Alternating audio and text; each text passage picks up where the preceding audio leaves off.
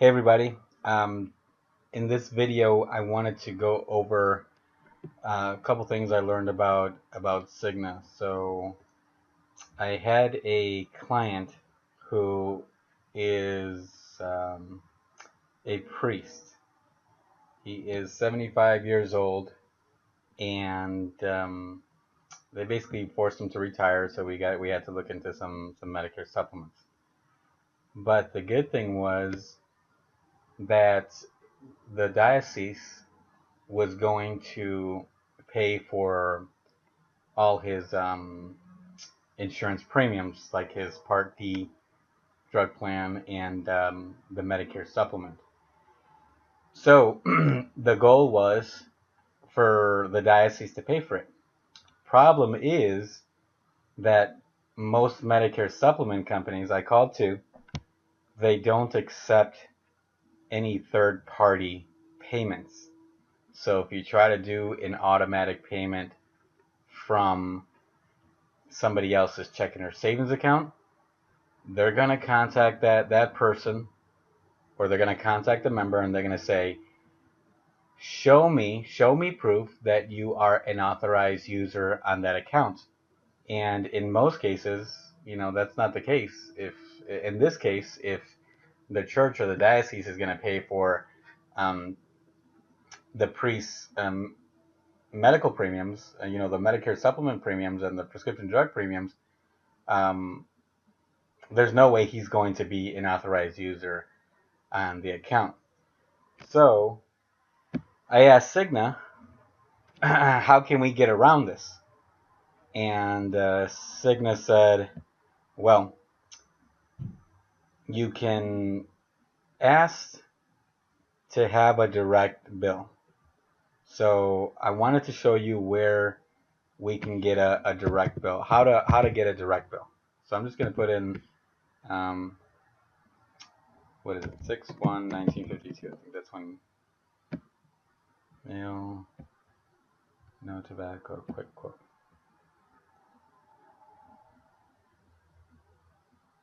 Okay, so this is where you go. This is where you pick your Medicare supplement plan. Okay. What I didn't see is that up here, this is where you change it from automatic bank drafts to direct bill. So if somebody is requesting a direct bill, you're not going to find the option in the application. You have to change it here at the beginning. So you're going to hit direct bill.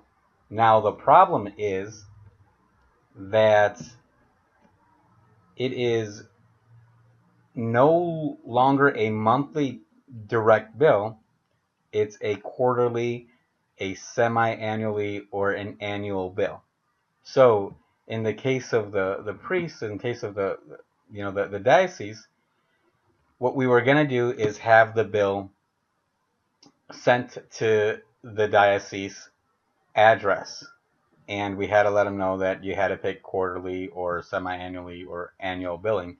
He was okay with annual billing, semi-annual billing. So now the question arises, well, how do we make the payment, right? Because if they send the check, it's going to come from the church, and they're not going to accept the check. They're going to be like, are you an authorized user again?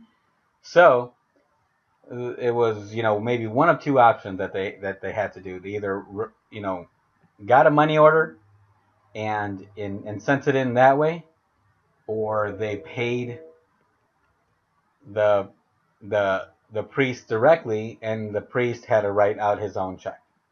So that's the issue that I had to overcome today with Cigna and direct bill and somebody else paying somebody's Medicare supplement premium. So if you need to do that with Cigna, you got to change it up here up front. And if you choose direct bill again, it's only quarterly, semi-annually, and annually. And you need to be careful. Cigna doesn't. It's if you choose monthly payment,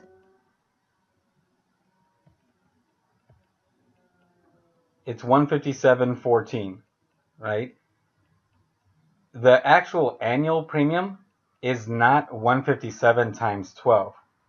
It's real funny. So don't give somebody the wrong information when you have a monthly payment in front of you and they ask you, oh, I want to pay annually. What's the total going to be? You're not going to put in 157.14 times 12, 1885.68. If you notice, if I change this to annual, it's a little bit different.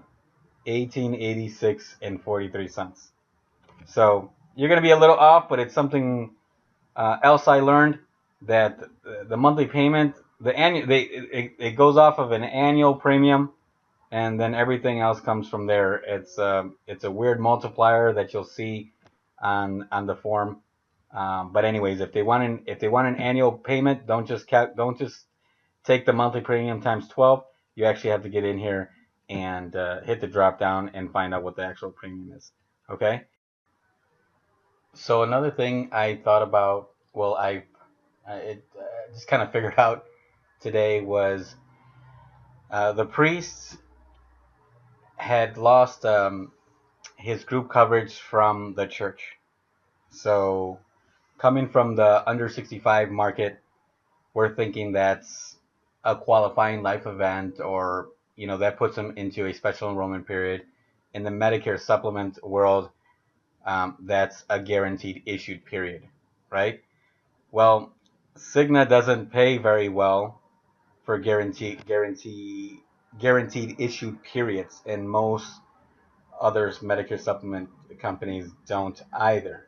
So I was kind of bummed out, thinking, oh, I spent a day and a half, figuring out, trying to help out this priest because it was just a crazy situation. He didn't have his Part B intact, So I spent he needed extra help, LIS, and he's probably gonna apply for QMB as well. Um, so I was kind of bummed out. I spent a lot of time thinking, dang it, all this work, I learned a lot, but we're not gonna get paid for it. So I started looking into other Medicare supplement companies and was asking questions, and I said, okay, it's my understanding that if somebody loses insurance through another source, already on Medicare, that's a guaranteed issued period. And they said yes. And I said, but what if the Part B, he never signed up for the Part B? What if your Part B is has an effective date in the near future? And they told me, okay, well that's different then. Then now he is an open enrollment. The Part B effective date will trump any guarantee issue. So that saved me. If you are if the employee, which in this case the priest, delayed his Part B because he had insurance to an employer, which most people do, when he's ready to retire or whatever happens, it's not a guaranteed issue period as long as he never signed up for Part B and he signs up for it at that time he plans to retire, then that's open enrollment. So this we're going to get paid for the policy. We're going to click open enrollment and we wrote them up. Okay.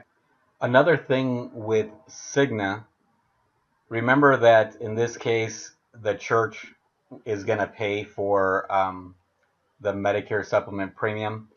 I called Cigna and asked them if we can have the bill sent out to one address and any kind of correspondence sent out to the priest at his home address.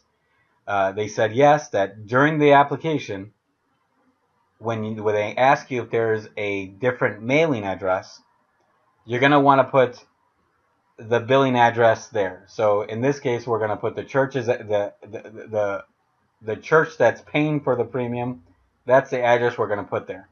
And they said once everything gets processed, then go ahead and call in and they'll code it where the bill just gets sent out and every other document is going to be sent out to um, the member. So that's something else that I learned in this case. I think that's it from what I learned from Cigna today. So I hope this helped. And yeah, I'll talk to you guys soon.